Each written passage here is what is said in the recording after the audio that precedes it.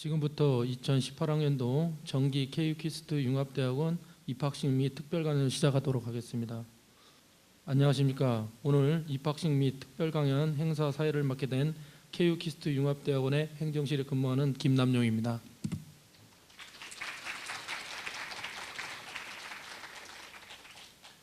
오늘 신입생 입학식 및 특별강연 행사에 참석해 주신 교수님과 재학생, 학부모님께 감사드리고 입학생 여러분께는 입학을 진심으로 축하드립니다. 그럼 지금부터 제1부 순서 2018학년도 정기 KU키스트 융합대학원 입학식을 시작하겠습니다.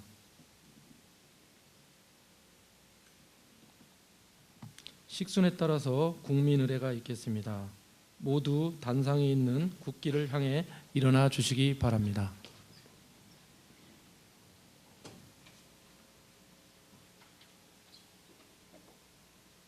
국기에 대하여 경례.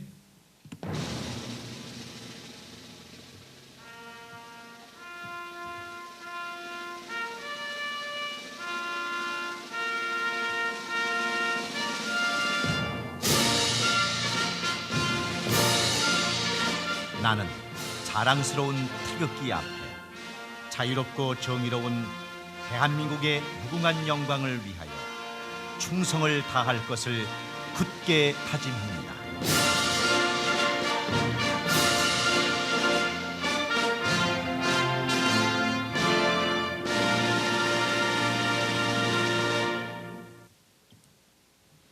바로 애국가는 생략하겠습니다. 모두 자리에 앉아주시기 바랍니다.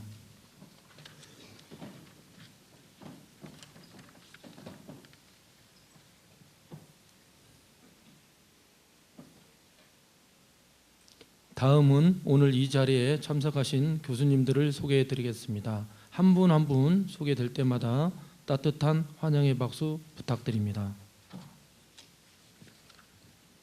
고려대학교 KU키스트 융합대학원 남서구 원장님을 소개해 드리겠습니다.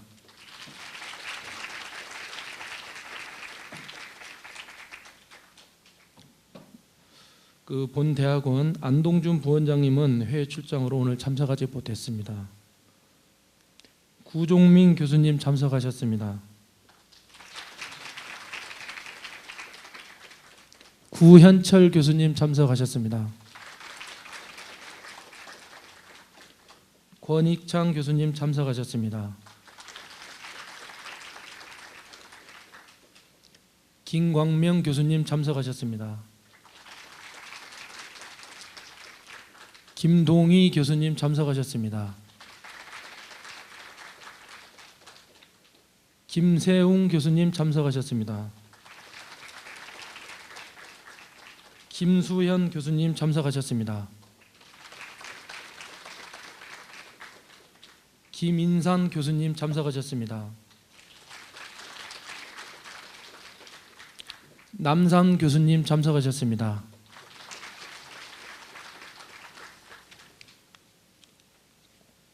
심태보 교수님 참석하셨습니다.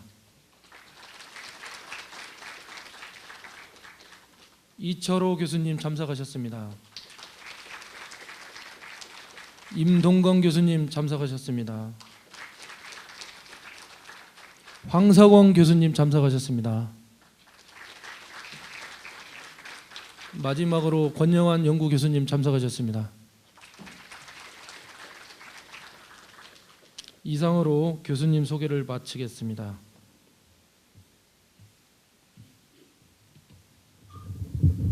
이어서 KU키스트 융합대학원 남서구 원장님 입학식 축사가 있겠습니다. 뜨거운 박수 부탁드립니다.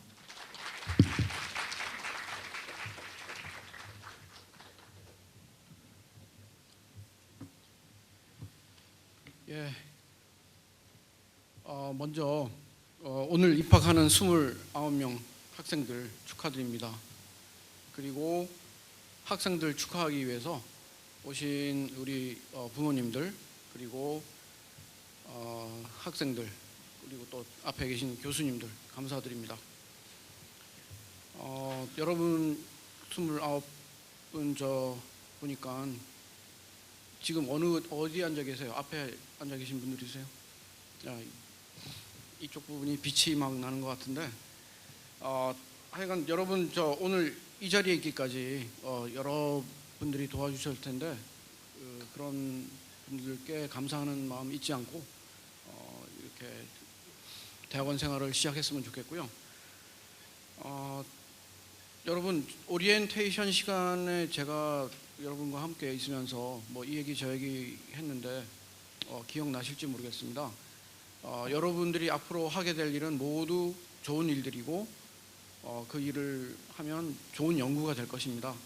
우리 KU 키스트 융합대학원 이름 앞에 KU가 있고 또 키스트가 있는데 고려대학교는 잘 아시고 또 키스트에 대해서 잘 아시는 분도 있을 테지만 키스트는 가장 먼저 세워진 우리 정부 출연 연구소고 그동안 우리나라의 산업 발전을 이끌어왔고 지금은 또 앞으로 한 미래를 대비하는 이런 연구소입니다. 그래서 저희 대학원은 앞에 융합자가 붙었잖아요. 서로 이렇게 융합하지 않으면 앞으로 세상에 닥칠 아주 복잡한 일들을 해결할 수 없기에 저희가 이런 일을 하는 것입니다. 여러분 저기 오리엔테이션 시간에 교가 열심히 불렀죠. 우리 차장님이 한 30분은 잡아놓은 것 같은데 아마 짜증이 났을지도 모르겠습니다. 그렇지만 여러분 이 뒤에 보시면 교가가 있습니다. 교가 한 밑에서 한 세 번째 보면 자유 정의 진리의 전당, 자유 정의 진리의 한 빛, 자유 정의 진리의 큰 길, 뭐 이렇게 나와 있습니다. 고려대학교의 모토는 자유 정의 진리입니다. 그 중에 정의에 대해서 제가 잠깐 오리엔테이션 시간에 얘기 드렸는데 또 한 번 강조합니다. 정의란 뭐 딴 게 아니고 원래 있는 고유의 그 중요한 것을 그대로 돌려놓는 것입니다. 예를 들어 사람이 아름다우면 그 아름다움을 되돌려 놓는 것이 그 정의인데 어떤 사람이 그렇게 아름답지 못할 때는 뭐 예를 들어 늙거나 아니면 또 딴 어떤 외압에 의해서 아름답지 못할 때는 그것은 이제 원래대로 돌려놓으려는 노력을 여러분이 하셔야 되죠. 여러분 중에 BT, IT 관련 융합 연구를 하시는 분들은 그런 뭐 고령화 사회를 대비한 이런 어떤 연구라든가 아니면 우리의 뭐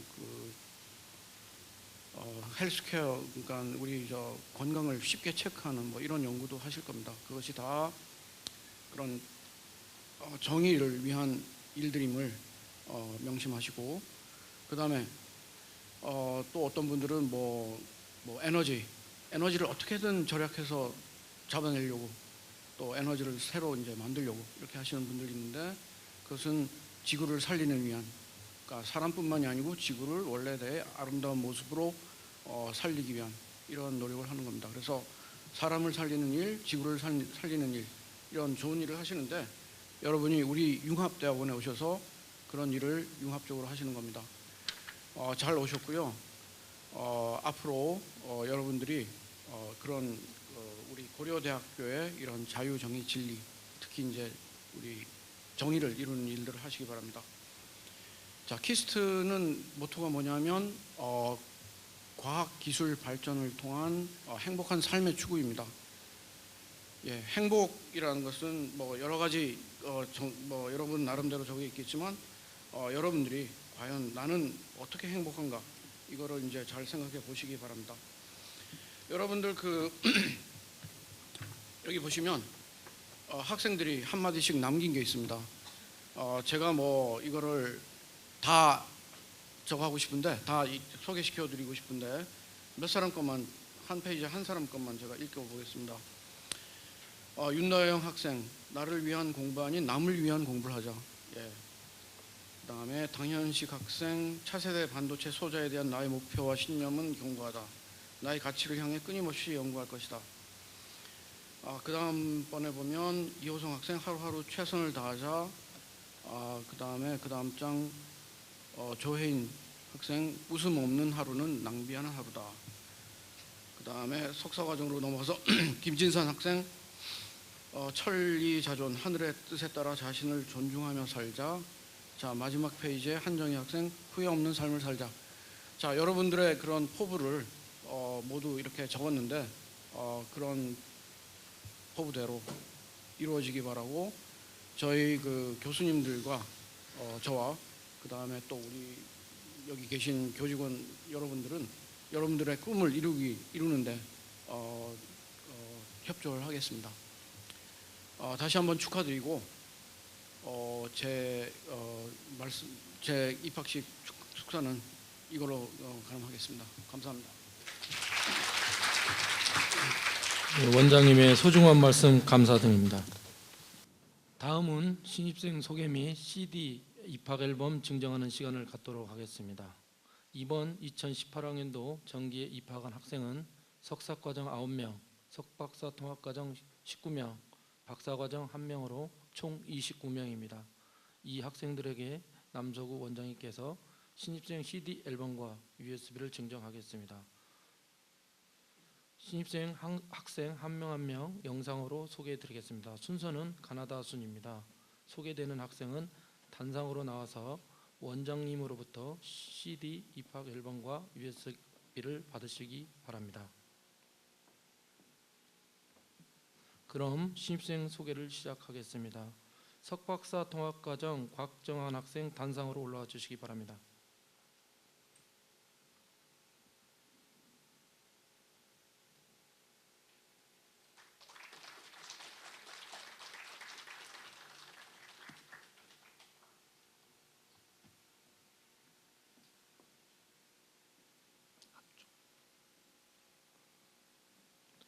석박사 통합과정 김광수 학생 앞으로 나와 주시기 바랍니다.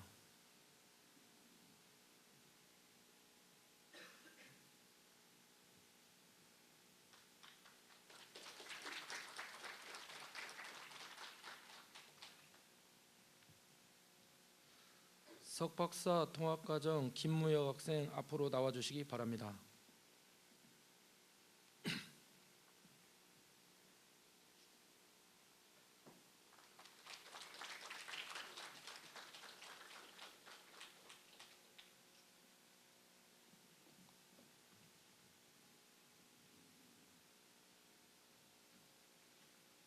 석박사 통합과정 김민수 학생 앞으로 나와 주시기 바랍니다.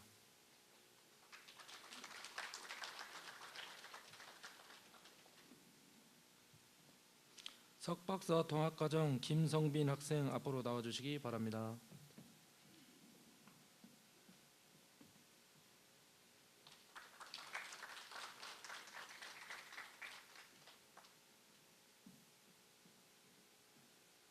석사과정 김성하 학생 앞으로 나와 주시기 바랍니다.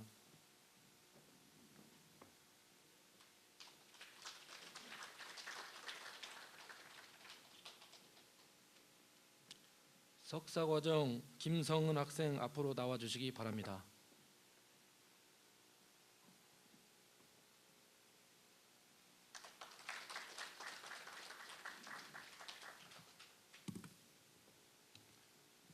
석사과정 김성현 학생 앞으로 나와 주시기 바랍니다.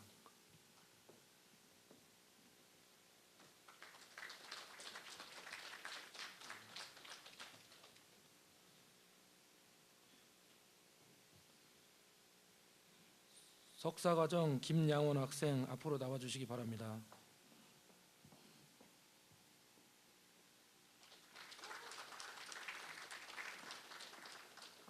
석박사 통합과정 김연호 학생 앞으로 나와 주시기 바랍니다.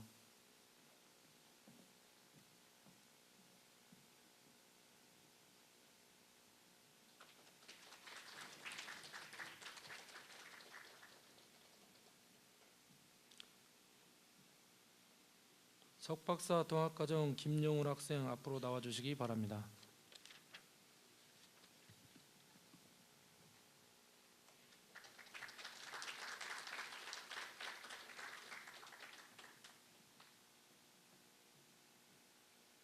석박사 통합과정 김정래 학생 앞으로 나와 주시기 바랍니다.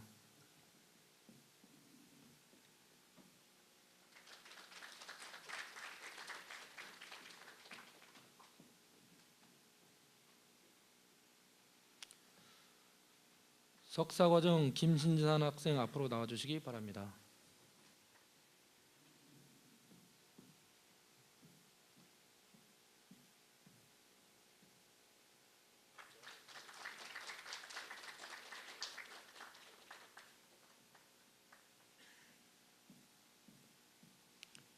석박사 통합과정 김한나 학생 앞으로 나와주시기 바랍니다.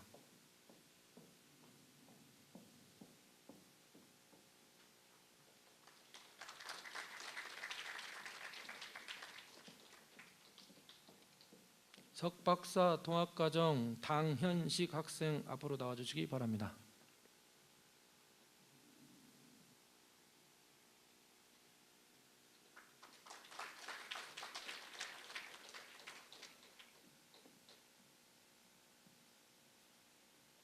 석박사 통합과정 박수정 학생 앞으로 나와주시기 바랍니다.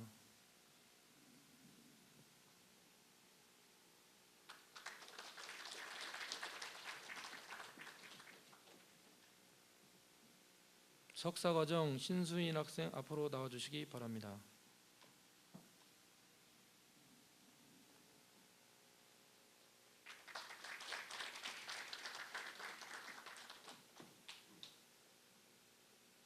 석박사 통합과정 심재현 학생 앞으로 나와주시기 바랍니다.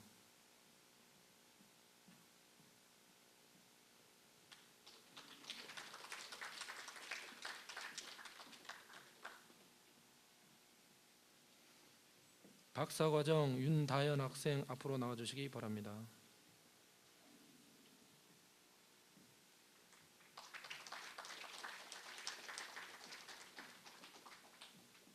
석박사 통합과정 이주환 학생 앞으로 나와주시기 바랍니다.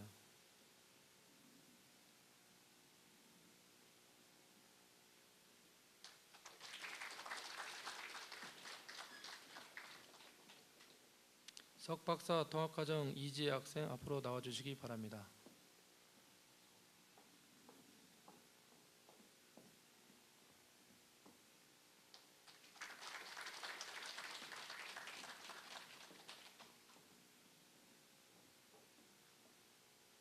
석박사 통합과정 이호성 학생 앞으로 나와주시기 바랍니다.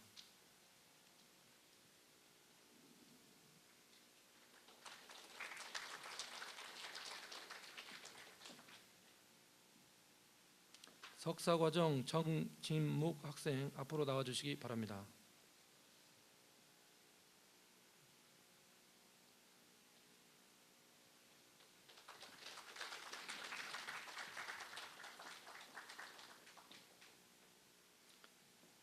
석박사 통합과정 조용수 학생 앞으로 나와주시기 바랍니다.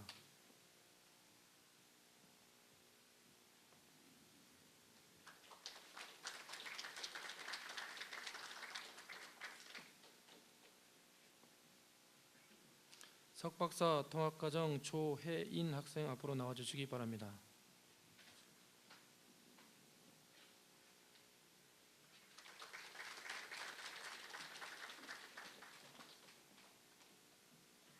석사과정 최석준 학생 앞으로 나와주시기 바랍니다.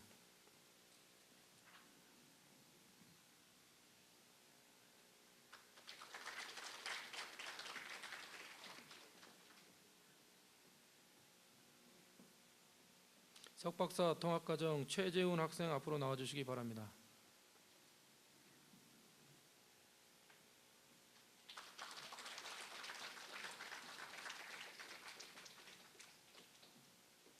석사과정 한정희 학생 앞으로 나와주시기 바랍니다.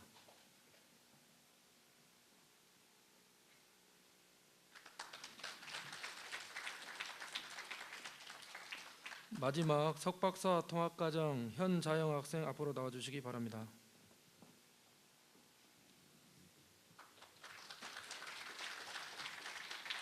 이상으로 2018학년도 정기 신입생 소개 및 CD 입학 앨범 증정식을 마치겠습니다.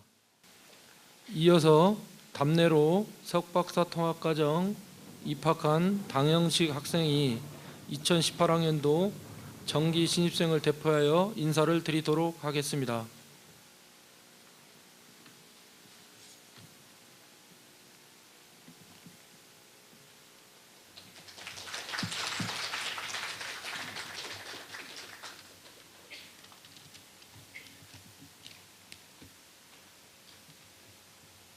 안녕하십니까.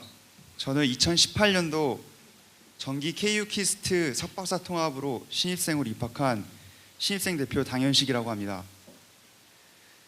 신입생 연설인 만큼 저희가 과거 가장 많이 생각했고 지금 입학에 가장 큰 영향을 준 제가 왜 석박사 연구를 하고자 하며 KU 키스트에 입학을 했는지 연설을 하고자 합니다. 전 학부 때 전자공학이었습니다. 이 전공을 배우며 수많은 하위 학문과 상위 학문이 있었고요. 그래서 전공을 배우면서 호기심이 들면 이제 물리학을 깊이 빠져들거나 때로는 신소재공학에 빠져들거나 컴퓨터공학에 빠져들거나 기계공학에 빠져들면서 정말 다양한 생각을 했습니다.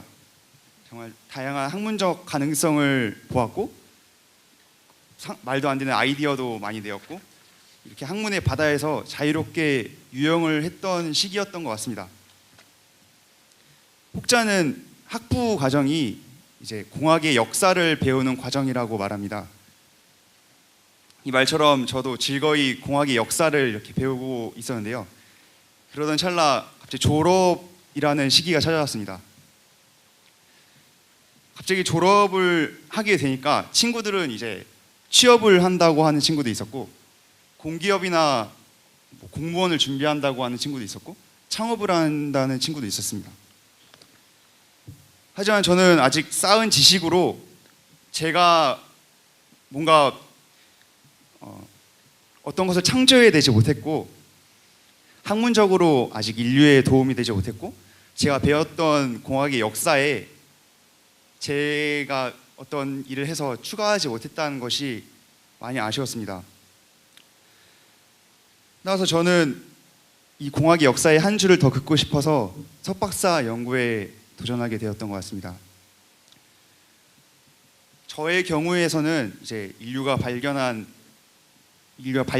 이제 물리학적인 스핀, 전자 스핀에 대해서 이제 반도체 스케일 다운을 극복하고 싶어서 이 분야의 최고의 교수진들이 계신 곳에 찾아보니까 KU 키스트라는 것을 발견하게 되었습니다. 이 KU 키스트는 MBIT 분야에 정말 대한민국 최고의 교수님들이 계셨고 키스트라는 정말 엄청난 연구 장비를 이용해서 연구를 할 수 있는 것을 보았습니다. 특히 융합이라는 키워드에 정말 많이 끌려서 지원하게 되었던 것 같습니다. 때문에 저는 KU 키스트에서 뛰어난 교수님들의 지도를 받으며 연구를 하고자 다짐을 하였고 신입생 모두 같은 생각을 하고 있으리라 생각을 하고 있습니다. 우리들은 인류 모두가 행복해지는 미래를 위해 끊임없이 연구를 할 것입니다. 감사합니다. 네, 감사합니다. 교과자청이 다음 순서인데 지금 조금 늦게 참석하신 교수님 두 분을 소개해드리겠습니다. 자, 박홍규 교수님 오셨습니다. 이상수 교수님 오셨습니다. 연사님은 2부에 별도로 소개해드리도록 하겠습니다. 다음은 교과 제창이 있겠습니다. 모두 자리에 일어나 주시기 바랍니다. 교과는 정면에 있는 스크린 또는 식순지에 나와 있는 가사를 보시면서 교과 1절만 합창하여 주시기 바랍니다.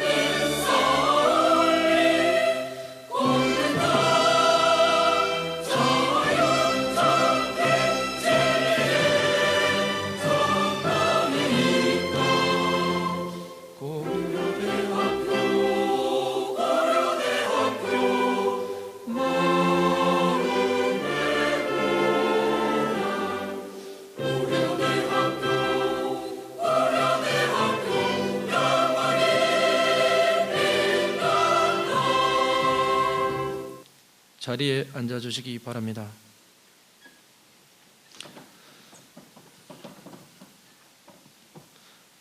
이상으로 제1부 순서 2018학년도 정기 입학식 행사를 마치겠습니다.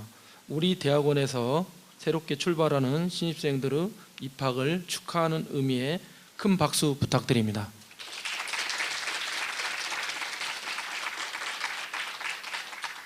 이어서 2부 순서로 바로 입학 기념 특별 강연을 진행하도록 하겠습니다. 2부 순서는 이철호 교수님께서 진행해 주시겠습니다.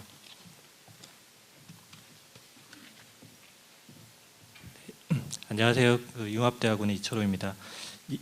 이어서 바로 입학 기념 특별 강연을 진행하겠습니다.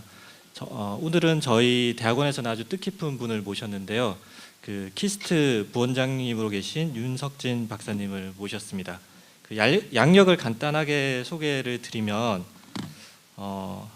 제 생각에는 입학생들이 거의 대부분 태어나기도 전인 것 같은데 1988년부터 키스트 책임연구원으로 계셨고 키스트의 주요 보직을 이제 역임을 하셨고 그리고 과학기술 관련 수상, 국무총리 표창 등을 받으셨습니다. 그리고 2014년부터 17년까지는 국가과학기술연구회 융합연구본부장을 역임하셨고 2017년 작년 11월부터 지금까지 키스트 부원장으로 계십니다. 오늘 새롭게 저희 대학원에 온 입학생들을 격려하기 위해서 미지의 도전과 대한민국의 미래라는 주제로 기념 강연을 해주시겠습니다. 오늘 좋은 발걸음 해주신 윤석진 부원장님을 뜨거운 박수로 환영해 주십시오.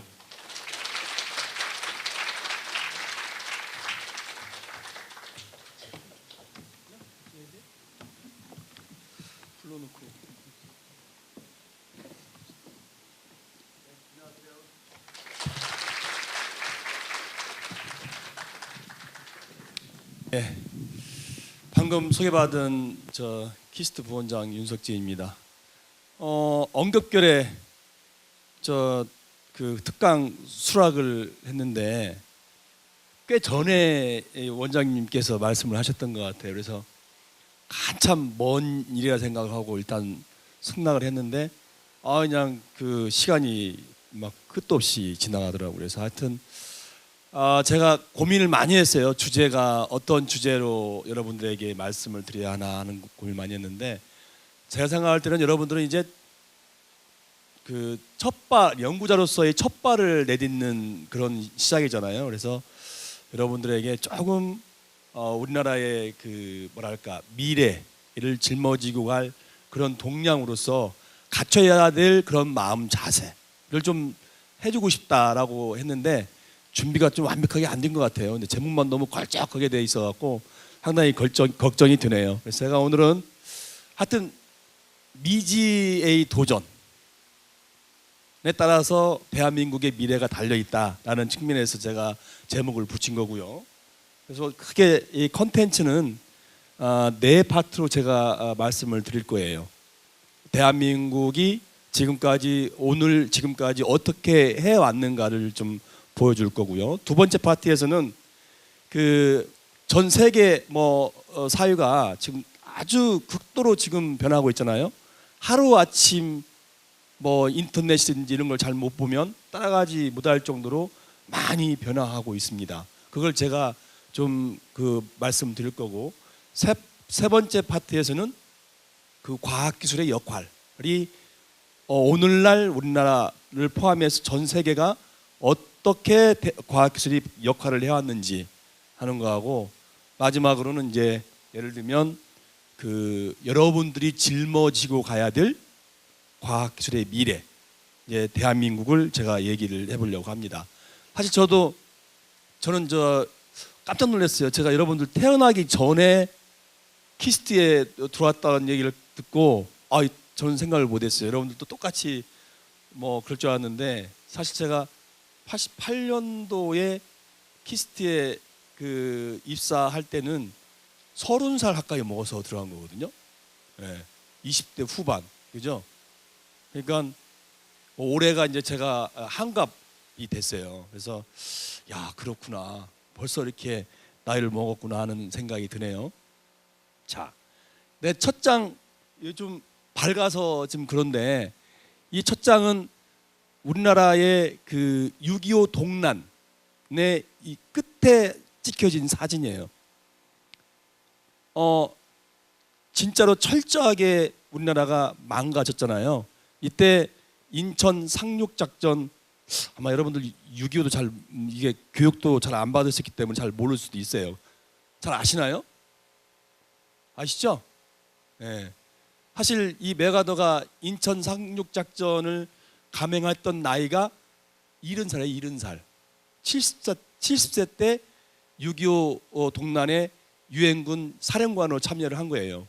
그때 이제 사실은 뒤치락다치락 하다가 결국은 우리 6.25 동란을 우리 승리로 이끌게 된 게 이제 인천 상륙작전인데, 이걸 감행했던 사령관이죠. 이 사람이 뭐라고 했냐면, 대한민국이 앞으로 이 전쟁의 상황에서 극복하려면 최소한 100년이 걸릴 것이다 라고 얘기를 합니다.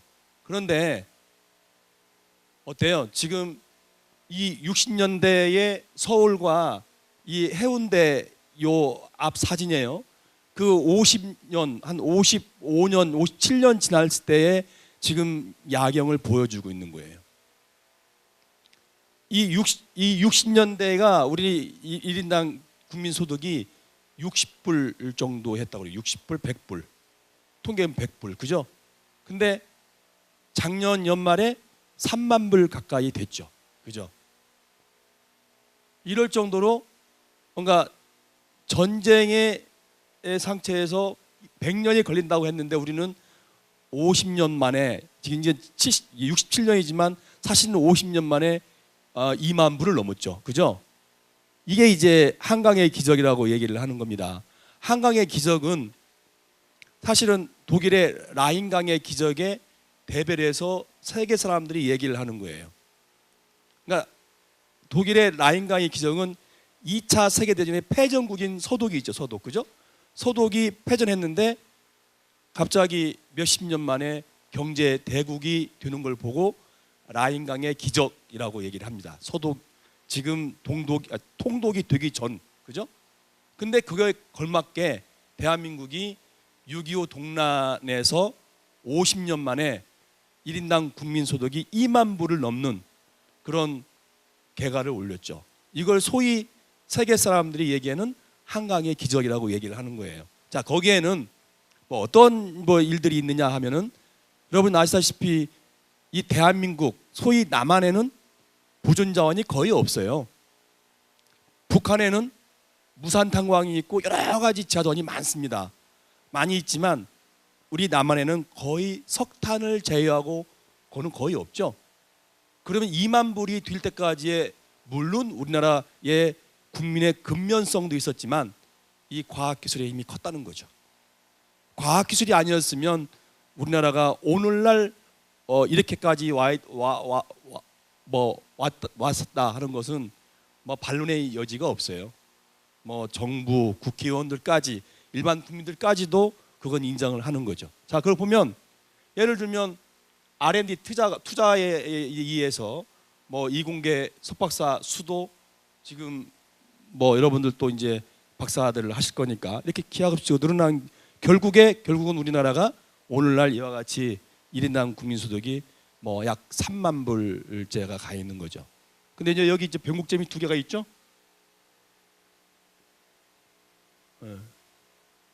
여기 이제 변곡점이 두 개가 있는데, 이건 이제 98년도에 IMF가 일어났었고요.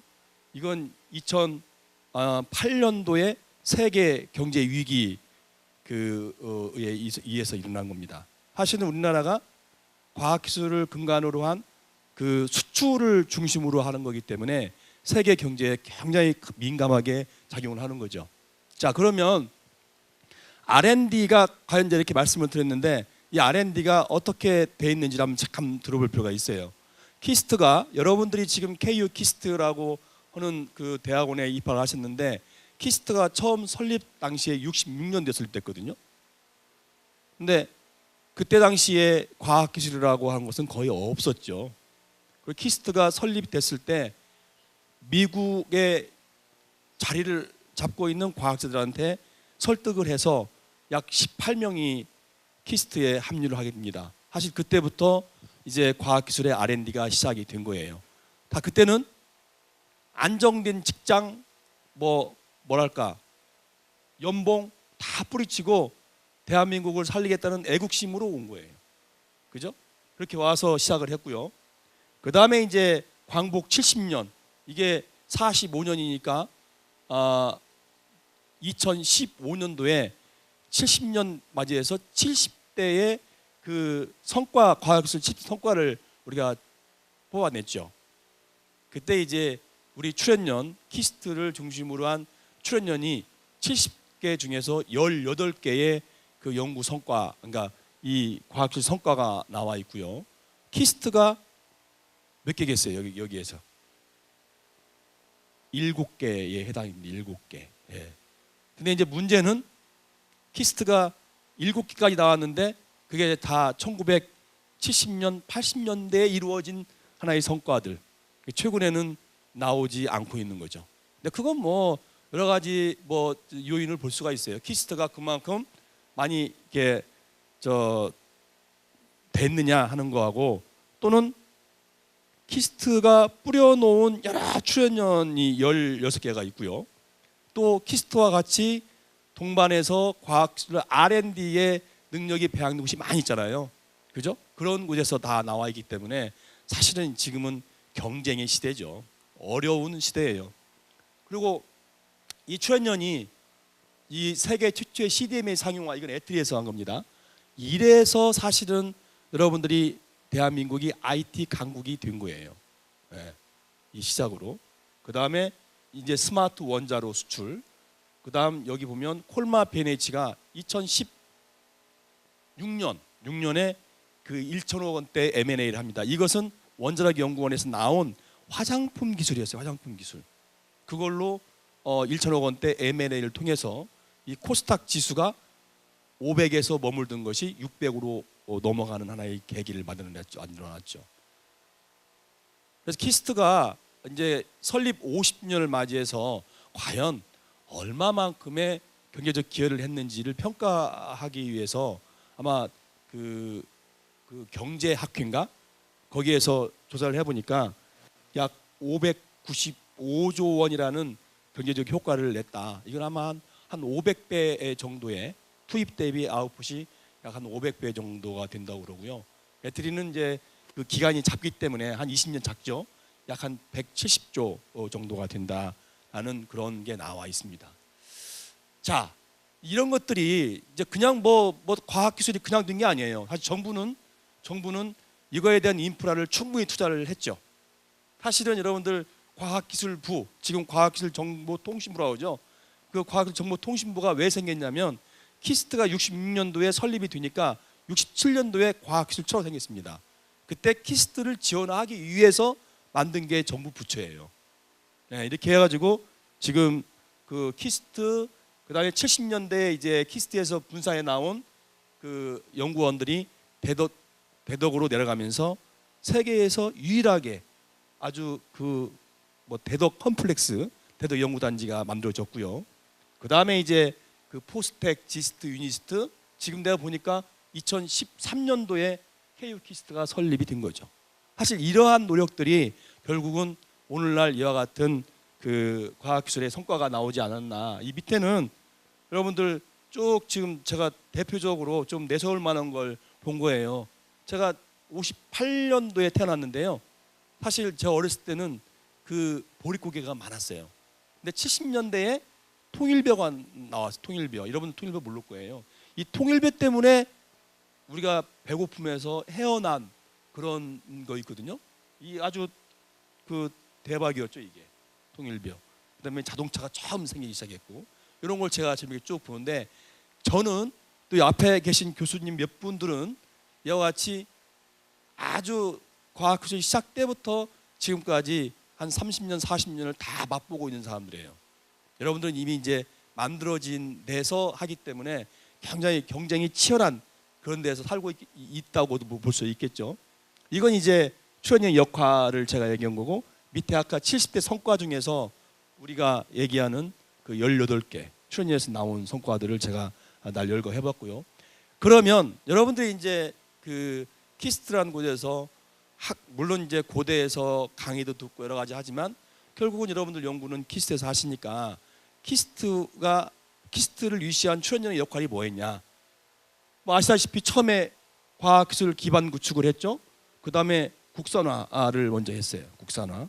그 다음 국가 전략기술 확보를 했고 최근에는 국가 사회적 임무 수행을 한다라고 얘기를 하죠.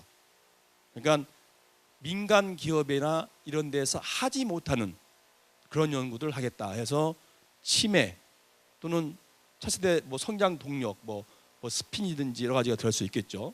뭐 이런 것들을 이제 우리 키스트가 하고 있게 되겠고요. 뭐 이 중에 이제 우리가 자 그런데 자 50년 만에 사실 대한민국이 세계 경제 10대 대국 내에 들었지만 사실은 너무 압축 성장하다 보니까 많은 것들이 이제 명암이 드러나게 되죠. 그죠? 여기 지금 제가 몇 가지 가져왔는데 이 2014년도에 우리 R&D 투자 규모가 세계 6인데 최근에는 네 번째예요. 네 번째. 미국, 일본, 독일, 그다음에 우리나라입니다. 총량의 규모로 봤을 때 네 번째고요.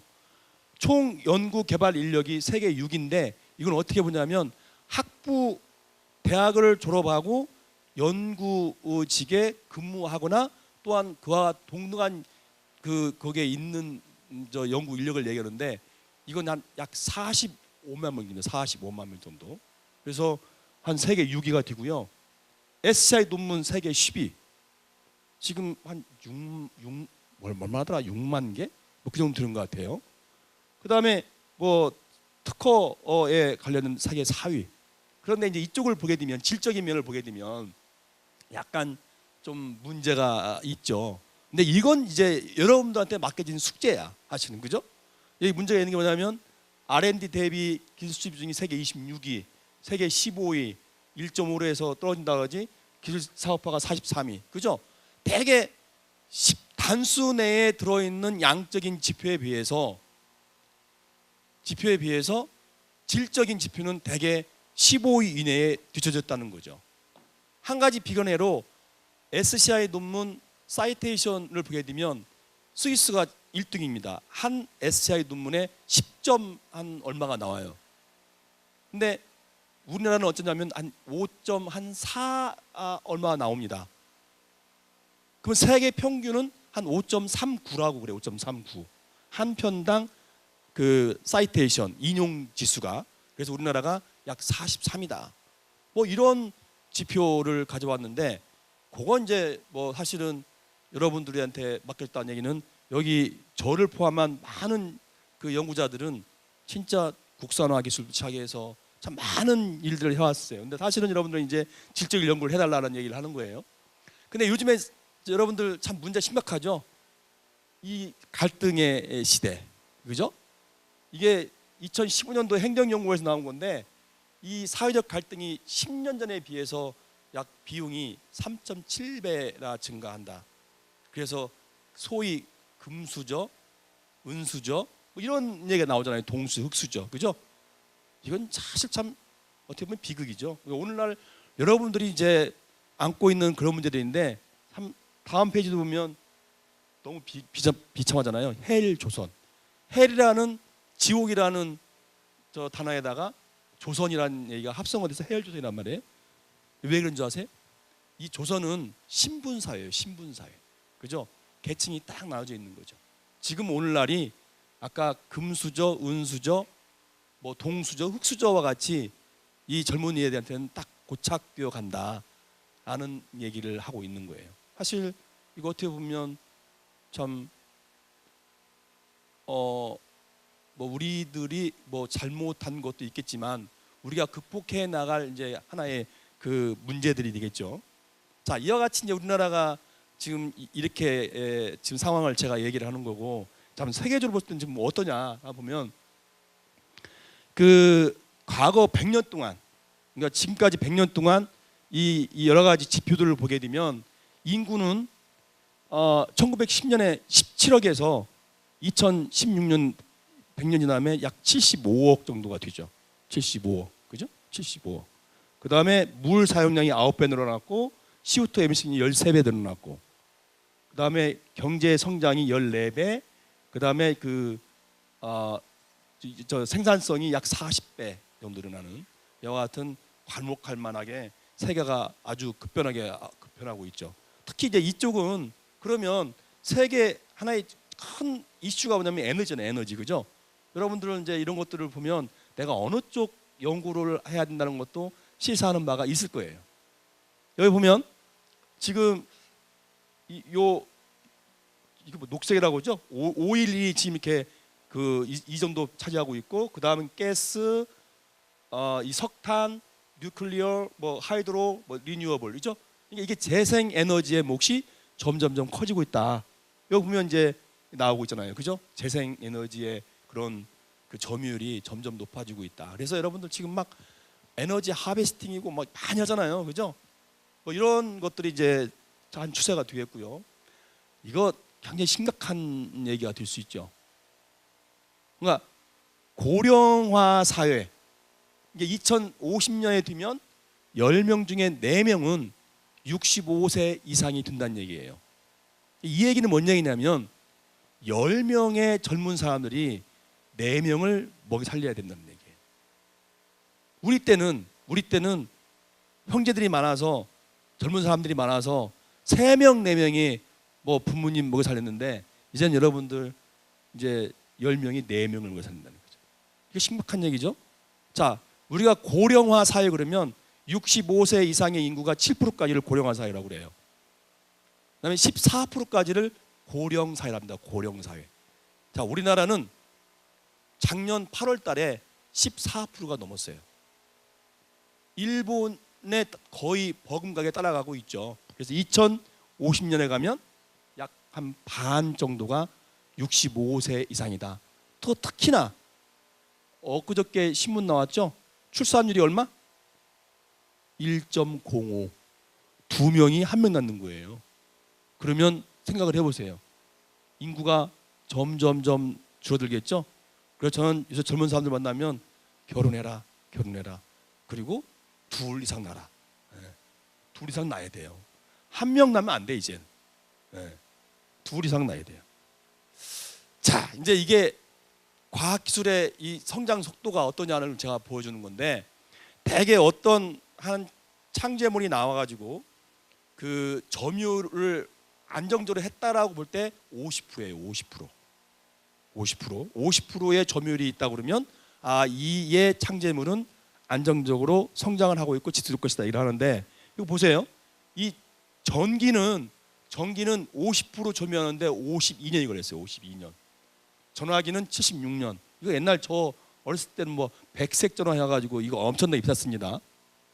그 다음에 이제 그 TV는 30년, 인터넷 10년, 페이스북 5년, 아이폰 1년 걸렸어요.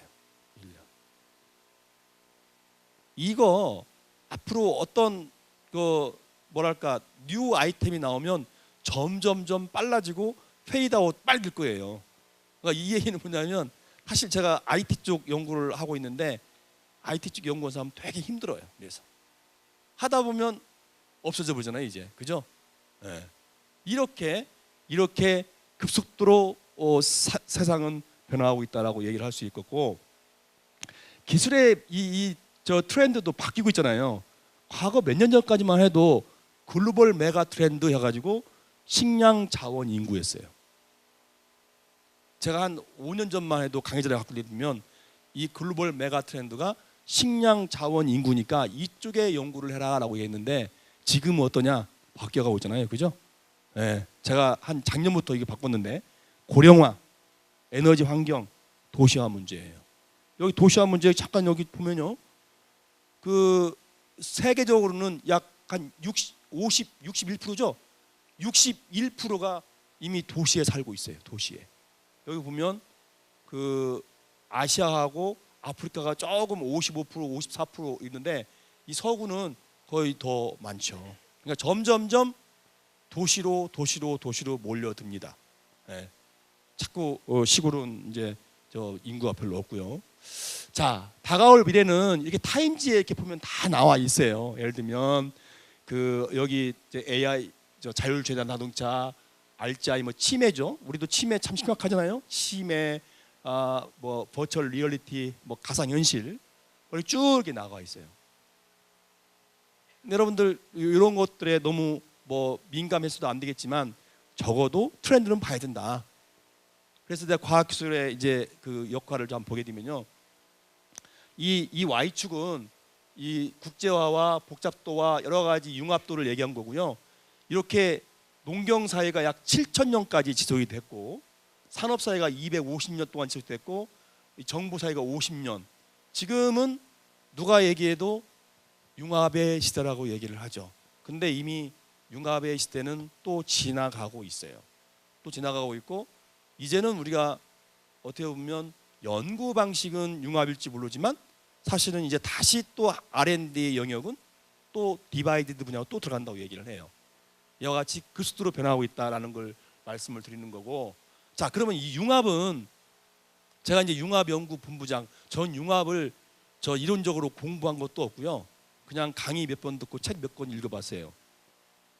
그래서 제가 융합연구본부장으로 키스트에서도 한 2년 했고, 또 연구일하면 출연년 전체를 그 관리 지원하는 기관에 3년 초대 융합연구본부장을 해서 어디 가면 제가 융합의 아이콘으로 좀 얘기를 드는 것 같아요.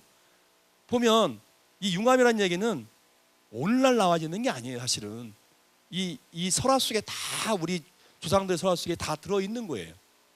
그죠? 여기 그리핀, 로마의 그리핀이죠. 이 사자의 몸뚱아리에 독수리의 날개를 달아놨죠.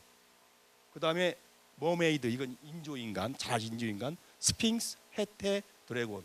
이와 같이 이미 이 설화 속에서도 많이 이런 컨버전스한 컨셉이 많이 있었다라는 걸 얘기를 해보는 거고, 자, 다시 이제 제가 이 산업혁명을 잠깐 좀 고찰을 해보면, 이 산업혁명의 전개가 어떤 기술에 의해서 패러다임이 시프트가 되잖아요. 그죠? 1780년대에 이 석탄의 발명으로 인해서 이 전기기관이 생기가 되죠. 사실 이때부터 사실은 자동차가 시작이 된 거죠. 그 다음 나온 게 뭐예요? 이 자동화, 이 기계적인 혁명을 가져와서 어떤 그런 걸 가져왔고, 그 다음에 정보통신에 의해서 이런 전자 혁명이 왔고, 요즘에는 어때요? AI, 그죠? Artificial Intelligence. 요게 이제 우리를 위협하고 있고, 사실 이 시대가 이미 와 있죠. 그 여러분들 뭐 그 1년 2년 전인가요? 그 저 1년 봄이죠. 1년 전 봄. 알파고하고 이세돌이 바둑하는 것 때문에 완전히 이게 좀 우리나라는 그 현실적으로 부각이 됐는데, 사실은 이런 석탄과 컨베이어 벨트, 커뮤니케이션, 스마트 팩토리, 제가 이게 다 만든 거니까 제가 뭐 다를 수도 있어요, 견해가. 그렇지만 이 모든 게 이와 같이 패러다임 시프트가 왔다라고 본 거예요. 자, 하나의 예로 보면, 자, 자율주행차를 보게 되면, 이 자율주행차를 보게 되면 이 빅데이터와 네트워크, 그 다음에 이런 아티피셜 인텔리전스가 결합이 돼서 자율주행을 하는데, 이게 제가 볼 때는 이게 최고의 컨버전스한 예죠. 그죠? 이제는 앞으로 여러분들은 음주운전 걱정 안 하셔도 돼. 그 술 먹으면 그냥 AI 버튼 딱 눌러가지고 저 자율주행으로 가면 되는데, 그죠?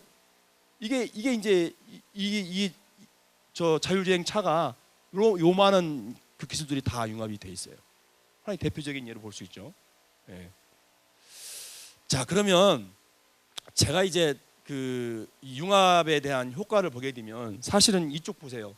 이 논문 건수 뭐 저는 뭐 양적인 것은 얘기하고 싶지 않지만, 그래도 제가 저 융합연구 본부장으로 있을 때 그래도 융합연구를 해야 된다고 설득을 할 때 내가 만든 데이터예요. 이것도 조사를 해서 보면 그냥 전체 R&D에 비해서 융합 R&D가 약 한 30-40%는 실적이 좋더라. 그 다음에 새로운 것도 나올 수 있더라라는 얘기를 하는 거고, MIT에서 매번 그 베스트 이노베이션 10개를 발표를 해요. MIT에서. 이때 보면 대개 한 80% 정도는 다 컨버전스 리서치 리절트다. 뭐 이렇게 얘기를 하는 거죠. 네. 아까 저 우리 그 학생 대표로 전자공학 했다고 그랬죠? 근데 이제 그 재료 쪽 물론 이제 스핀을 다루더라도 그런 개념이 있어야 되는데 자꾸 이렇게 뭐 여러 가지 학문을 섭렵하는 그런 것을 해볼 필요가 있죠. 네. 자, 이게 그래서 제 나름대로 이제 그럼 융합이라는 건 뭐냐? 융합이라는 건 뭐냐? 그래서 내가 한번 얘기를 해볼게요. 서로 다른 생각, 집단, 사회가 다름에 그치지 않고 하나의 그 방향으로 가는 걸 제가 하나의 융합이라고 얘기를 하고요. 그러면 이 융합은 중요한 게 세 가지라고 저는 봐요. 세 가지. 예, 세 가지. 뭐 첫 번째 펀더멘탈. 이거 기초가 잘 돼 있어야 됩니다. 아까 학생 대표 전자과 나왔다 그랬는데 저 맥스웰 뭐 이퀘이션이라든지 전자기학 잘하고 있는지 모르겠어요. 그거 잘해야 된다는 얘기예요. 그거 잘해야 다음으로 넘어갈 수 있다는 얘기예요. 기초가 잘 돼 있어야 된다. 기초가 엉성하게 돼 있는 상황에서 다른 학문 저 간다 그러면 그건 제가 볼 때는 좋지 못하다고 보는 거죠. 그 다음에 융합을 하고 있는 사람들 엘리멘트끼리의 그런 뭐랄까요 협동이에요. 협동, 조화. 이제 시계에 대한 테이블을 지금 놨는데요. 어느 하나가 잘못 삐끗어가면 시계는 안 돌아갑니다. 예. 그러니까 우리 구성원들 사이에서 융합 연구, 협동 연구를 하고 있는 팀 중에서 어느 누가 하나가 좀 삐그덕거리면 그 팀은 깨지게 되는 거죠. 마지막은 저는 용기라고 봐요. 용기. 우리가 내 것을 내 보여주는데 굉장히 인색합니다. 내 패를 안 보여줘요. 특히 연구하시는 분들은 더 심하죠. 왜 그런지 아세요? 내가 내 패를 보여주면 상대방이 내 걸 가지고 난 딴 데 가 써먹는다는 그런 불안감도 있어요. 실제로 그런 적도 있었고요. 그런데 이제는 내 걸 내놔야 돼요. 그런 용기가 있어야지 이게 융합이 되지. 나는 갖고 있으면서 남 보고 내놓으라 하는 그런 것은 절대 저 융합을 할 수 없는 거죠. 그래서 제가 오늘 그 우리 센터장 단장들 새롭게 저 발령냈는데 제가 딱 뭐라 하냐면 손해 보는 보직자가 되라 이렇게 얘기해요. 손해 보는 보직자. 내 걸 키핑하면서 뭘 리딩하려고 그러면 절대 따라오지 않습니다. 예. 그런 얘기를 제가 해보려고 하는 거고요. 자, 그러면 이런 융합이 시대 진짜 오픈 이노베이션을 해야 돼요. 이거 하지 않으면 이제는 살아남지 못합니다. 그래서 사실은 고려대하고 키스트가 이제 개방형 혁신을 한 거예요. 제가 이 KU 키스트 감히 내가 강의를 하겠다고 한 것은 원죄가 제일 있어요. 원죄. 제가 이걸 들고 정부하고 국회 가고 기재부 가서 예산을 따왔어요. 네. 이거 해야 된다. 왜 해야 되느냐? 대학의 펀더멘탈과 우리의 연구력 또는 응용할 수 있는 그것이 결합이 돼서 새롭게 하나의 그 장르를 만들어야 된다. 그래서 제가 이제 원지가 있어서 오늘 강의한다고 그랬는데 오픈 이노베이션을 하지 않으면 안 돼요. 자, 그러면 어떻게 해야 되느냐? 옛날에는 우리 연구자들끼리 모여서 뭐 했잖아요. 그죠? 근데 이 R&D 전 과정을 이제는 전부 개방해야 돼요. 구글 같은 데는 구글의 뭐 자율주행 뭐 이런 거라든지 지난번에 그 알파고 뭐 엔진 그런 거 같은 것도 다 공개했잖아요. 이제 다 공개해요. 다 공개해요. 왜? 그게 내 산업이 되니까.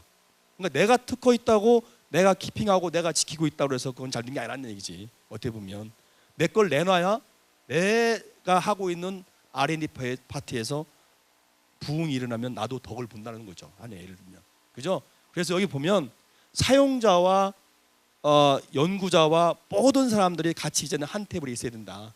물론 이제 여러분들 연구를 하실 때 수요 기반 연구를 해야 돼요. 국가가 필요로 하는 연구, 국민이 필요로 하는 연구, 나라가 필요한 연구 해야죠. 내가 좋아하는 연구 하겠다. 이건 진짜 오만이야, 오만.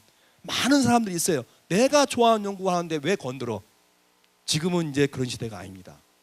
적어도 나라가 필요한 연구, 우리 기관이 필요한 연구, 이런 연구들을 해줘야 돼요. 그걸 제가 말씀을 드리는 거고요. 그래서 요즘 최근에 이제 리빙 랩이 나오죠. 리빙 랩이. 이건 2003년도에 MIT 교수가 하나의 이제 아이디어를 내는 건데 이거야말로 사용자와 연구자와 모든 정부의 관계들이 다 같이 한 자리에 모여 있는 건데 요새 나온 미세먼지 사업단이 이렇게 운영을 하고 있어요. 미세먼지 사업단은 평가하고 그 연구 결과를 공유하는데 일반인이 참여합니다. 일반인이 참여합니다. 주부, 학생들이 참여해서 의견들을 내놔요. 딱 뭐 제가 놀랐는데 과기부 차관이 이제 이 미세먼지 사업단에 딱 들어오면서 뭐라고 한 줄 아세요? 저걸 딱 악수하면서 어이구 이거 미세먼지 뭐 2.5 뭐 마이크로 뭐 이렇게 사이즈 뭐 있잖아요. 그런 사이즈를 눈덩이만한 게 만들 수 있는 기술이 없어요. 다 그러는 거예요. 에? 그거 뭐예요? 그랬더니 아니 2.5든 뭐 10mm 10마이크로든 그걸 눈덩이처럼 만들게만 할 수 있는 기술이 있으면 그냥 그거 때로 풀면 되잖아요. 그래서 이것 봐라 또 이런 발상도 있을 수 있겠다. 그죠? 지금 모르겠어요. 어떤 방향으로 어프로치하는지 모르겠지만 중국의 북경 같은 경우는 이 미세먼지를 없애기 위해서 큰 송풍기를 뭐 10대인가를 놨대요. 근데 그 에어리어에는 실제로 미세먼지가 적었다고 하더라고요. 그건 중국다운 발상이죠. 그죠? 우리는 그렇게 못할 거예요. 근원지도 없애고 또 미세먼지가 발생을 하면 그 포집을 할 거고 뭐 이런 일을 할 건데 과기부 차관이 딱 내리면서 한다는 얘기가 너무 파인한 파티클을 어떤 기술을 써서 좀 크게 만드는 걸로 해가지고 뜰채로 뜨자. 그 뭐 사실 그렇죠, 그죠? 근데 그것도 하나의 아이디어일 수 있다는 것에 생각이 들었어요. 그런 차원에서 말씀을 드리는 거고. 자, 이제 키스트의 사례를 제가 말씀을 드려볼게요. 제가 2013년도에 그 연구기획조정본부장에 나면 R&D를 전체 총괄하는 자리인데 그때 제가 이제 이런 걸 한 거예요. 야, 우리 ORP 사업하자. 개방형 융합연구 사업을 해보자. 근데 이 사업은 철저하게 국가가 필요로 하는 테마만 한다. 그래서 치매, 녹조 이런 것들만 했어요. 이제 그게 시초가 돼가지고 연구소 간 담 낮추기를 한 거고요. 지금은 이제 그 조인트 리서치 랩에서 우리 키스트가 연구 잘하고 계신 교수님들 계시면 그쪽한테 같이 협업하기 위해서 연구비를 줍니다. 그래서 그 결과도 공유하게 되고 같이 협업도 하게 되고 그래서 2020년 가서는 12개를 지금 목표로 하고 있고요. 그래서 아마 잘 진행이 되고 있고요. 자, 그래서 앞으로 미래의 그 과학기술의 역할이에요. 자, 이거 볼게요. 다시 이게 산업혁명자리를 다시 들고 왔어요. 근데 보면 제일 밑에 있는 게 달라져 있죠. 자, 우리 1차 세계대전 1780년대에 우리는 뭐가 있는지 아세요? 다산 적양용의 철학이 있었습니다. 그때 석탄의 발견에 의해서 스팀 증기 기관이 움직일 때 우리나라에는 다산 적양용의 철학이 있었어요. 그래서 어때요 그때 이 뭐 당파 싸움이다 뭐다 해가지고 전혀 과학실에 대한 그 감이 없을 때, 자 그러면 2차 산업혁명 이런 기계에 의한 자동화에 의한 건 뭐냐면 우리나라에 최초로 서양 교육기관이 설립이 됩니다. 개인에 의해서. 그죠? 이미 서양 국가들이든지 이런 데에서는 자동화가 이루어지고 있는데 우리나라는 최초로 서양 그 교육기관이 그러니까 그 민간인에 의해서 설립이 되게 되고요. 3차 때 그럼 어떤 3차 때? 3차 때는 1950년대는 우리나라가 이제 그 6.25 동란에서 벗어나서 과학기술이 태동하게 된, 그죠? 근데 3차 산업혁명은 전자통신 인터넷의 혁명이에요, 그죠? 근데 우리가 승자가 됐죠. 진짜 승자가 된 거예요. 이때 3차 산업혁명 때 승자가 됐기 때문에 오늘날 우리나라가 세계 경제 8대 9대국이 되는 거예요. 예. 자, 그렇다면 4차 산업혁명, 우리가 지금 겪고 있는 AI에 의한 4차 산업혁명, 요거 저는 충분히 가능성이 있다고 봐요. 예. 왜? 이미 3차 전자통신 인터넷 이런 거에 의해서 승자가 된 경험이 있는, 어떻게 보면 미국이나 독일이나 이런 나라보다 훨씬 우리가 앞서 가 있을지도 몰라요. 그래서 이제 여러분들의 몫이에요, 이것은. 여러분들이 이런 걸 이제 4차 산업혁명에 그걸 잘해서 우리의 미래가 어떻게 될 거냐 하는 것은 여러분들의 몫이다. 예. 우리 여기 앞에 계신 교수님들은 3차 산업혁명의 승리자가 되는데 주역을 하신 거고, 이제 여러분들은 4차 산업혁명을 어떻게 끌고 갈 거냐라는 걸 고민을 하셔야 돼요. 예. 그래서 자, 그러면 대학 공공연구기관이 그러면 어떻게 연구도 하고 어떤 역할을 해야 되느냐라고 제가 얘기를 해본 거예요. 제 마음대로, 제 경험상. 예? 자, 관련 분야 간 그 연구 분야가 연계가 돼야 되겠죠. 제가 융합을 얘기했고 협력 연구를 얘기했으니까, 그죠? 그다음 오픈 이노베이션을 강화를 해야 돼요. 저는 엊그저께 부총장님 만나서도 이런 얘기를 했어요. 더 확대해야 된다. 더 확대해야 된다. 사실은 키스트와 고려대는 담장을 없애도 돼요. 없애도 돼요. 키스트의 교수님, 저 연구자들은 고려대의 교수로 임명이 되고, 고려대의 교수님들은 키스트의 연구원으로 임명이 돼서 마음대로 왔다 갔다 하면서 연구도 해야 돼요. 이게 제 생각하는 진짜 오픈 이노베이션이에요. 이걸 하지 않으면 이길 수가 없어요. 근데 거기에서 이제 이 부총장님도 동의를 하셨고 뭐 했는데, 아무튼 저는 이제 그런 걸 좀 많이 좀 해보려고 하고 있고요. 그 다음에 이 R&D의 공유 경제의 실현이에요. 전 뭐 이거 조금 이제 태동하고 있는데, 우리 권희찬 소장님이 하고 계시는 의공학 분야 연구 분야, 내 주무실 것 같아서 지금 얘기하는 거야. 내 친구가 듣지도 않고 주무시고 계셔. 자, 거기에 이미 권희찬 소장님이 갖고 있는 특허가 있다고 생각을 해봐요. 그러면 다른 데에 계신 연구자가 이 의공학 분야 연구를 하려고 그러면 이 권 박사님이 갖고 계신 특허 때문에 못해. 그러면 요즘 어떻게 가냐? 요거 돌아가. 그래갖고 특허 회피 전략이라고 얘기를 해요. 이거 얼마나 손해가 커요. 그냥 저 권 박사님하고 협연만 해서 그 특허 갖고 있는 거 쓰기만 하면 10년 걸릴 거 1년에 할 수 있는데, 이걸 돌아간다는 거예요. 이미 최선의 기술로 만들어진 특허를 그걸 피해서 다른 특허를 만들겠다는 거예요. 얼마나 복잡하겠어요, 그죠? 그래서 최소한도 공공 R&D 펀드로, 그러니까 나라의 정부 돈으로 개발되어진 IP는 공유를 해라. 예. 공유하지 않으면 이거 낭비가 너무 많다. 그리고 여기서 얘기하는 대학 출연연 기업이 차별화된 연구를 해라 하거든요. 근데 대학도 기초부터 응용 산업화까지 다 하고요. 우리 키스트도 기초 응용 산업화 다 합니다. 따로따로. 왜 그렇게 해야 돼요? 여기 우리가 차별화하라고 그러면 대학이 기초 원천 갖고 있으면 고대의 IP 다 드러내놓고 우리가 쓸 수 있는 건 써가지고 응용 연구하는 거예요. 네. 근데 지금은 그림은 이렇게 그려놓고 다 같이 다른 걸 하고 있어요. 전 지금도 답답하죠, 이게 이런 것들이. 그래서 사실 이 컨셉을 좀 바꿔야 된다라는 걸 얘기하고 싶고요.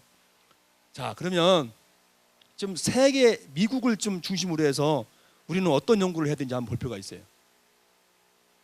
게놈 프로젝트, 저 인류의 달 착륙, 화성 탐사. 사실은 이 인터넷이든지 통신이 이 발달된 게 맨 온 더 문이라는 프로젝트 때문에 그런 거예요. 인공위성과 지구에 있는 사람들의 통신을 위해 사실 만든 거예요. 그게 이제 지상에 있는 사람들끼리의 통신으로 됐지만, 근데 우리는 뭐 하냐? 사실은 제가 일천하잖아요, 그죠? G7 프로젝트, 지금 프론티어 사업, 연구 테마 그런 거 없이 이거 고민해볼 필요가 있어요. 예. 미국 같은 선진국은 진짜 어떤 글로벌 아젠다라든지 이런 것들을 다루는데 우리는 여기에서 맴돌아 있다. 자, 과학과 기술, 우리 어떤 걸 어떻게 할 거냐는 것은 여러분들의 초이스예요. 이제는 예. 노벨상을 받을 거냐, 또는 성장 능력을 가져올 걸 할 거냐. 그러면 여기 지금 제가 하나 예시를 한 거예요. 이게 이제 미국이 가져왔던 그 프로젝트. 우리 향후 우리가 해야 될 것들이 이런 것들이라고 저는 보는 거예요. 뭐 3D 프린팅, IoT, 스마트 팩토리, 넥스트 에너지, 그죠? 퓨처 머티리얼스, 아티피셜 인텔리전스, 뭐 이런 것들이 이제 우리가 다뤄야 될 주제가 아닌가라고 얘기를 하는 거고요. 자, 그러면 저 연구 방식을 잠깐 좀 들여다볼 필요가 있어요. 지금도 우리 연구자들하고 저하고는 매일 씨름하고 있습니다. 항상 학생 뽑아달라, 누구 뽑아달라, 맨날 그래요. 또 바이오 쪽에서는 그 연구 인력이 너무 많이 필요하다, 연구 인력이 없어서 연구를 못하겠다. 지금은 빅데이터 기반 한 사회 아니에요? 자, 이거 보세요.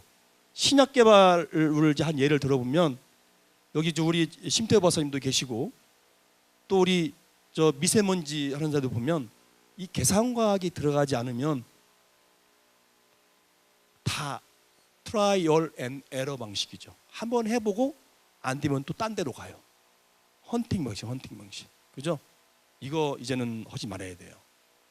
특히 소재 개발하고 BT 하는 분야에서는 계산과학이든지 빅데이터를 이용한 기반한 그런 연구를 해야 된다. 예, 저 이거 좀 바꿔질 필요가 있어요. 예, 그래서 그런 얘기를 제가 얘기를 해보는 거고요. 이거 이쪽에 그 우리 우리 그 촉매 연구하신 저 본부장 계신데, 제가 있을 때 연구를 막 저 촉매만 한다고 해서 내가 막 뭐라 했거든요. 근데 제가 나가 있는 사이에 로열티를 한 15억인가를 받더라고요. 그 투산에서 매년 5억씩인가 10년을 주겠다고 해가지고 또 계약을 하더라고요. 그래서 제가 물어봤어요. 야, 너 나한테 이렇게 쿠사리 먹던지 어떻게 했냐 했더니 계산과학 센터하고 같이 일을 했대요. 그래서 계산에 근거해서 실험 포인트를 잡아보니까 이런 결과가 나오더라라는 얘기를 하는 거예요. 키스트는요, 여러분들 계산과학 센터가 있어요. 한 20년 가까이 됐죠. 근데 그게 제 기능을 하고 있는지 안 하는지는 제가 지금 보고 있는데, 앞으로는 소위 맞고 품는 연구 방식은 하지 말아야 된다. 예. 적어도 그 계산에 의한 포캐스팅 리서치를 해야 된다고 제 얘기를 해보는 거고요. 자, 이게 이제 우리가 지금 만들고 있는 것들이에요. 예를 들면 특성 분석 센터에서 온갖 모든 장비의 데이터 이런 것도 그 플랫폼에 넣을 거고요. 그다음에 그동안에 우리 모든 R&D 뱅크도 다 여기 집어넣을 거예요. 그래서 여기만 이 키리노트라는 데만 들어가면 이제 정보가 다 나오는 이제 그런 걸 우리가 구축을 하고 있고요. 그래서 아마 한 3년 정도 목표로 해서 지금 그런 걸 구축을 하고 있는데, BT 쪽하고 소재 쪽만 먼저 하겠다고 얘기를 하더라고요. 이게 빨리 된 것 같고요. 자, 이제 결론을 제가 내려볼게요. 이 사람 유명한 사람이죠, 아인슈타인 사람. 여기 보면 지식은 한정이 돼 있다고 하는 거예요. 근데 상상력은 무한하다라는 거예요. 그래서 저는 그 지금 키스트의 연구자들 보고 뭐라고 하냐면, 학생들 많이 놀려라, 많이 나가 놀아라. 연구실에 너무 앉게 해서 하루 종일 컴퓨터 앞에 앉아 있는다 그러면 과연 창의력이 나오겠느냐. 차라리 놀려라. 차라리 놀리고, 놀다가 보면 나 이래야 되는데, 나 연구해야 되는데, 항상 머릿속에 그게 있어요. 저도 요 최근에 좀 몇 가지 문제점이 있어갖고 자다가 또 뻘떡 깨요. 꿈도 꿔요, 꿈도. 그럼 그거 바로 메모도 하고 이러면서 해야지, 한 가지 일에만 너무 몰두하지 말아라. 놀아야 돼요.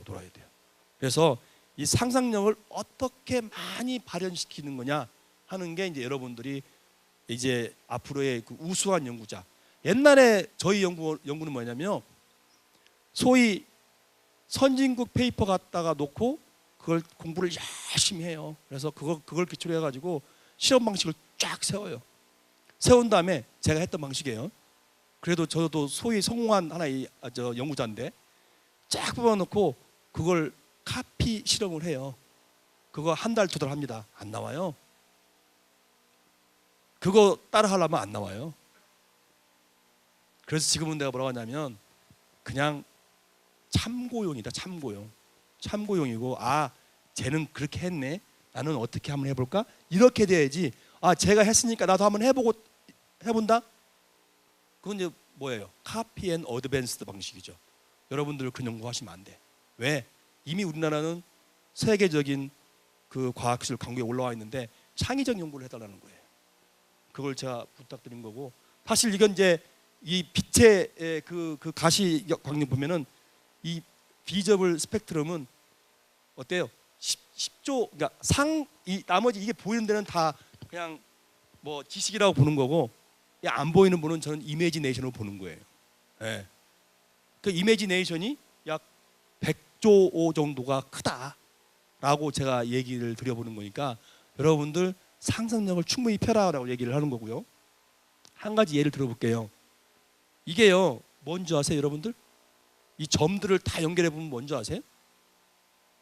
지식은 뇌 속에 하나의 점으로 찍혀 있는 거예요. 경험은 내가 했던 것만 연결시켜 주는 거예요. 그런데 창의적인 것은 여기를 보고 어떤 그림인지 한번 그려보려고 노력을 하는 거예요. 뭐가 나올 것 같아요? 떡고양이 나오는 거예요, 이렇게. 네. 그죠? 저 이걸 말씀을 드리는 거예요. 그러니까 지식과 경험을 바탕으로 뭐 하려고 하지 말고 진짜 새로운 걸 그려봐라 라고 말씀을 드리는 거고요. 자, 제 스마트폰에는 이 이정문 화백이 이 1965년도에 그린 만화가 있어요. 여기에 1965년도에 만화가가 그린 2000년도의 세계예요. 요거 지금 기술을 들여다보면 내가 이 발표자 다 드릴 테니까 다 보세요. 다 실현이 됐어요. 딱 하나 빼놓고 달나라 여행 가는 거, 수학여행을 달나라 여행 가는 것만 빠져있지 나머지는 다 돼 있어요. 내 이 얘기를 왜 하냐면 상상의 나래를 펴라는 거예요. 지금 여러분이 20대 중반 이상을 품고 상상을 하면 그게 이루어진다고 보는 거예요. 근데 상상도 하지 않고 목표정하지 않고 한다면 여러분들 전혀 희망 없어요. 그리고 이제 이게 2015년도에 공학 할리먼에서 2050년을 그려본 미래입니다. 이런 미래는 여러분들이 해야 돼요. 저는 이제 장담 못하죠. 2050년까지 살지 않을지 모르죠. 근데 이제 여러분들이 이런 미래를 그려나가야 된다라고 얘기를 하는 거고요. 자, 이게 조선일보가 창간 95주년 돼서 2015년에 일반 국민들한테 설문을 한 거예요. 설문을 했는데 대한민국 뭐가 자랑스럽다. 근데 보면 과학기술이 75% 차지해요. 희망은 있어요. 희망은 있어요. 여러분들 최근에 이 과학기술자에 대한 지위랄까 그런 게 많이 좀 떨어졌다고 해서 하고 있지만 그건 하나의 저는 과정이라고 보는 거예요. 그래도 희망은 있다. 아직도 우리나라 국민들이 대한민국 과학기술이 자랑스럽다는 것이 약 80% 같잖아요, 그죠? 이거 클라우스 슈밥인데 이제 그 4차 산업혁명이 가져올 가장 크나큰 충격, 전 세계 일자리가 500만 개가 사라질 것이다. 물론 이제 더 생기는 거 한 250만 개 생긴다고 그래요. 자, 우리나라 어때요? 지금 청년 실업률이 9.9%. 그래서 문재인 대통령이 자기 집무실에다가 딱 놓은 게 일자리 점유율 통계표 갖고 있잖아요, 그죠? 그 정도로 심각합니다. 여러분들 선배들이 해놓은 일자리 그거에 안 좋으려고 그러면 선배들하고 싸워야 돼. 새롭게 만들어야 돼요. 그래서 지금 여러분들 창업도 할 수 있어야 되고 그런 환경이 될지 모르겠지만 하여튼 고민하고 있는 거예요. 자, 미래 인재의 요건은 뭐냐면 복잡한 문제를 풀 수 있는 역량이 가장 중요하대요. 여기 보면 컴플렉스 프로블럼 솔빙한 능력이 가장 중요하다라고 세계 경제 포럼에서 2016년에 얘기를 한 거예요. 자, 이런 걸 하려고 그러면 여러분들이 어떻게 해야 되느냐?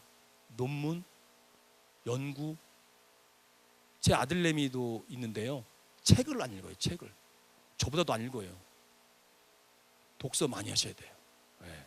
그래서 내 머릿속에 내 전문 분야만 갖고 있는 게 아니고 이 인문과 문화와 모든 것들이 아우러지는 그런 상상을 펴야 돼요. 그래서 복잡한 문제를 풀 수 있는 그런 복합적인 게 돼야 될 것 같고요. 그래서 내가 이제 마지막 KU 키스트 스쿨한테 뭐 이런 얘기를 해보는 거예요. 아까 제가 융합의 3대 조건을 이제 말씀드렸잖아요. 그죠?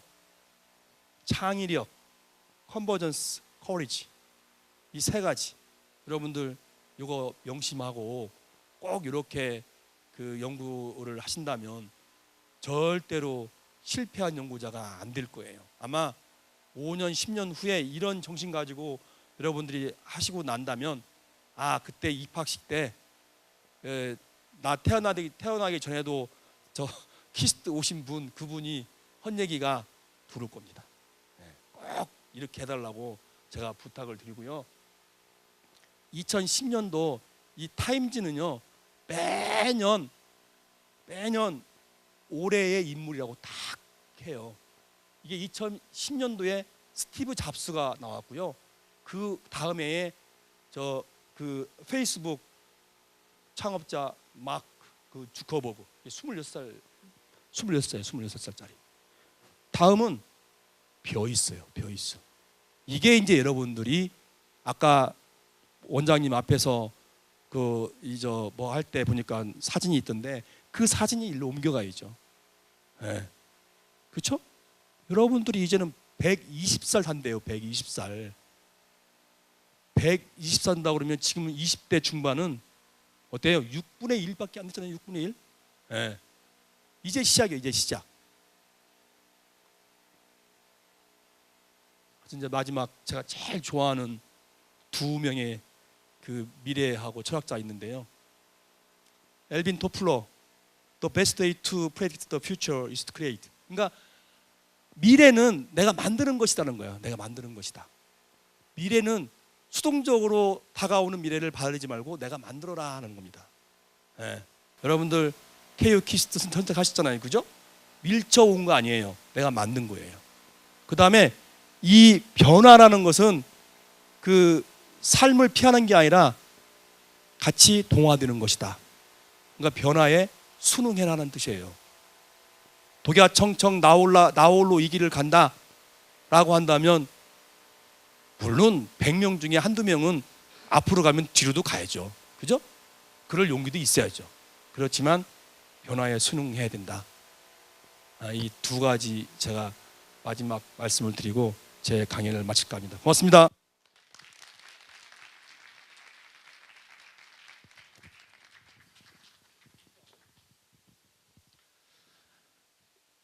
예, 수고하신 한국과학기술원 윤석진 부원장님께 다시 한번 뜨거운 박수 부탁드립니다.